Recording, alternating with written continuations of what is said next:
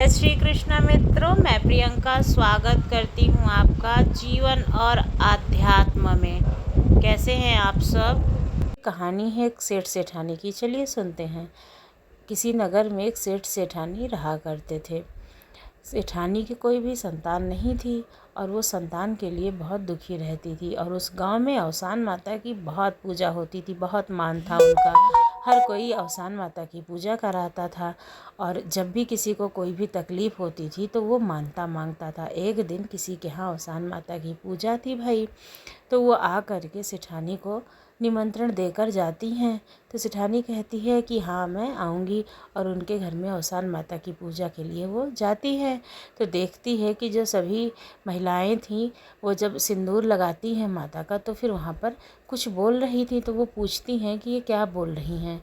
तो सभी जो महिलाएं हैं वो बोलती हैं कि मानता मांग रही हैं। जिसके पास भी जिस चीज़ की कमी है, जो भी चाहता है, मन में मुराद होती है कि ये पूरी हो जाए, वो माता रानी के पास में बैठ कर के मांगते हैं। तो जब उसकी मुराद पूरी हो जाती है, इच्छा पूरी हो जाती है, जो मानता होती है, तो अवसान माता की पूजा कराते हैं। तो सेठानी भी अपने मन में वहाँ पर मांग आती हैं भाई कि अगर हमारे कोई संतान हो जाएगी, हम भी अवसान माता की पूजा कराएंगे और अपनी बहू का सुहाग जो है वो दान में दे देंगे। अब बात तो उसने बहुत बड़ी बोल दी थी, उनको समझ में भी नहीं आया था कि उन्होंने बोला क्या है एक्चुअली। अब जो माता रानी के पास वरदान मांग दिया वो तो मांग ही दिया था। अब महीना बीता और सुंदर से पुत्र ने उनके घर में जन्म लिया भाई। अब अवसान माता की उनने पूजा कराई, 7 सुहागनों को आमंत्रित किया। सभी लोग आए और उनके घर में अवसान माता की पूजा हुई। तब से वो बहुत अवसान माता को मानने लगी और हर बृहस्पतिवार को अवसान माता की पूजा कराती। जब भी कोई शुभ कार्य होता तब भी वो अवसान माता की पूजा कराती थी। धीरे समय जो है अपनी गति से चलने लगा और जो उनका पुत्र था वो बड़ा हो गया। अब उसके रिश्ते आने लगे विवाह के लिए और उसका विवाह तय हो गया। तो बहुत ही सुंदर सी बहू आई घर में। अब सेठानी जो है जब बहू आई तो प्रश्न हुआ, तो वो वहाँ से गायब हो गई और जा कर के खूब रोती हैं। तो बहू पूछती है कि हमारी सास कहाँ गई। तो फिर सब लोग बताते हैं कि पता नहीं कहाँ गई, और उनको जो है बहू को परच के घर में ले आते हैं भाई।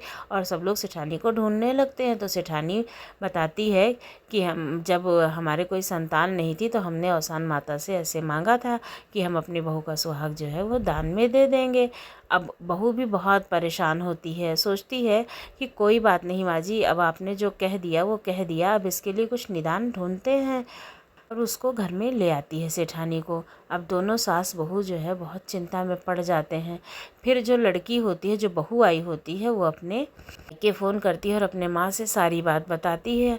और उनके घर में एक गुरुजी महाराज होते हैं जो बहुत ही पहुँचे हुए होते हैं, उनका बहुत मान सम्मान होता है।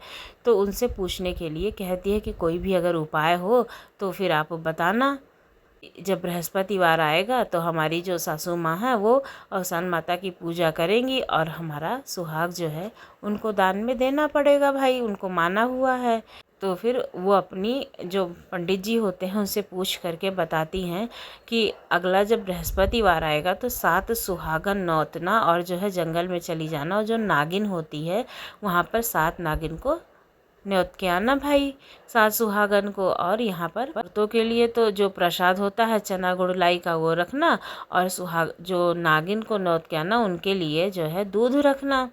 नागिन आशीर्वाद दे देगी तो तुम्हारा जो सुहाग है वो बच जाएगा।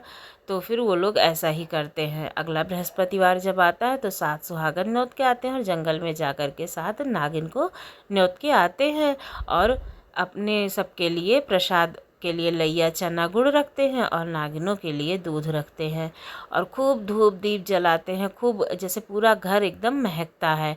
नागिनें आती हैं और बहुत खुश होती हैं और वो लोग अपना पूजा पाठ करती हैं। और जब यहाँ पे भी औरतों का भी पूजा पाठ सब हो जाता है, जो सुहागन महिलाएं होती हैं, तो फिर वो जो नवविवाहिता बहू थी वो जा कर के सबके पैर छूती है और सबके आशीर्वाद देती है। और जो नागिन आती हैं सातों, तो उनके भी जा कर के पैर छू कर के आशीर्वाद लेती है और उनका पैर पकड़ के बैठ जाती है। तो फिर जो नागिन होती है वो पूछती है कि तुम क्या आशीर्वाद चाहती हो? तो बोलती कि हमें मतलब सुहागन, सदा सुहागन रहने का आशीर्वाद दो।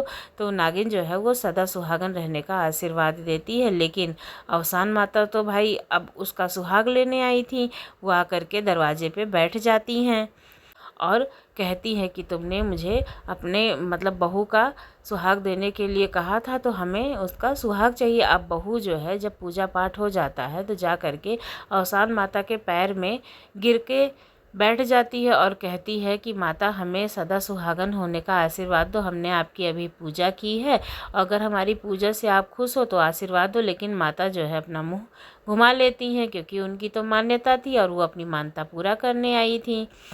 तो जो नागिनें होती हैं वो जा कर के माता रानी के अगल बगल बैठ जाती हैं और उनको कहने लगती हैं कि तुम कैसी देवी हो जो तुम्हारी पूजा करते हैं, अर्चना करते हैं, इतना तुम्हारा खुशी मन से पूजा कर रहे हैं, स्वागत कर रहे हैं, उनके ही घर में तुम इस तरह का कलंक लगाना चाहती हो। अगर उनके पुत्र को कुछ हो गया तो तुम्हारे आशीर्वाद का क्या होगा? जो तुमने उन्हें पुत्र देने के लिए वचन दिया था, तो तुम्हारा तो आशीर्वाद भी ख़त्म हो जाएगा और तुम्हारी मानता कौन करेगा? जो तुम्हारी इतनी पूजा पाठ करते हैं, तुम्हारे चरणों में एकदम नई बहू है वो पड़ी हुई है, तो तुम्हारी मानता कौन करेगा?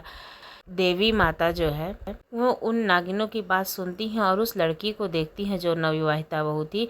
वो उनके पैरों में गिर करके बार बार माफ़ी मांग रही थी और उसकी सास भी कि गलती हो गई माता रानी, क्षमा करो, मुँह से निकल गया और हमने खुद ही जो है आपसे बहुत ही गलत जल्दी देने के लिए जो कह दिया, बहू का सुहाग दे देंगे। हमें इस बात का पता नहीं था कि जिस पुत्र के लिए हम मांगता मांग रहे हैं वही पुत्र हमारा चला जाएगा। अब माता रानी उनको देखती हैं कि वो बिल्कुल निस्वार्थ भाव से पूजा पाठ करते हैं और उनको माफ़ी मांग रहे हैं, तो माता रानी भी तो दयालु होती ही हैं भाई, तो उनको भी दया आ जाती है और उनसे माफ़ कर देती हैं। कहती हैं कि ठीक है, जो हुआ सो हुआ, लेकिन अब इस तरह की मानता कभी मत मानना जो पूरा ना कर सको। तो भक्तों, आप माता रानी से वही चीज़ मांगो जिसकी आप ज़रूरत है, और जो मानता आप मानते हो उसको ज़रूर पूरा करो। कभी भी ऐसा नहीं है कि अगर आप कोई भी भोग प्रसाद के लिए मानते हो या कोई भी मानता मांगते हो तो उसको पूरा ना करो।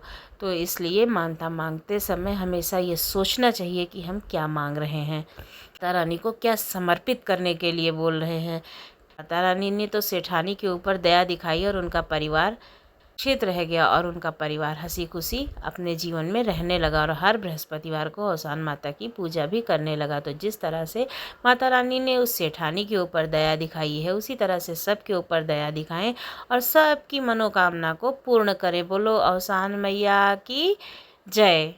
आपको कहानी कैसी लगी ज़रूर बताएं, अच्छी लगी तो चैनल को सब्सक्राइब करें। धन्यवाद।